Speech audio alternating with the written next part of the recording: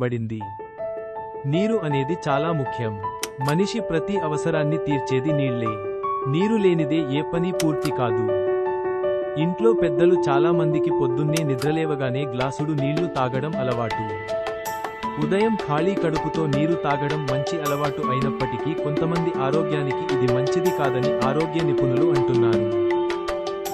సాధారణంగా నోటి లేదా దంత వ్యాధులు ఉన్నవారు ఖాళీ కడుపుతో నేరుగా నీళ్లు తాగకూడదు. పయోరియా, చిగుళ్ల వ్యాధి, నోటిపూత, నోటి క్యాన్సర్ వంటి సమస్యలు ఉన్నవారు అస్సలు ముట్టుకోకూడదు. ఈ వ్యాధులు ఉన్నవారిలో నోటిలోని లాలాజలంలో హానికరమైన అంశాలు ఉంటాయి. ఇవి ఇన్ఫెక్షన్లకు దారితీస్తుందని నిపుణులు హెచ్చరిస్తున్నారు.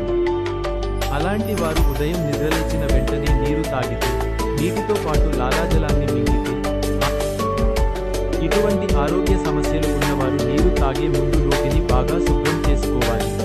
అప్పుడు నోటిలోని బ్యాక్టీరియా, విషపూరిత పదార్థాలు తొలగిపోతాయి. ఆ తర్వాత నీళ్లు తాగడం సురక్షితంగా ఉంటుంది. ఖాళీ కడుపుతో సరిగ్గా నీరు తాగడం, నోటి పరిశుభ్రతను కాపాడుకోవడం వల్ల మొత్తం ఆరోగ్యం మెరుగుపడుతుంది.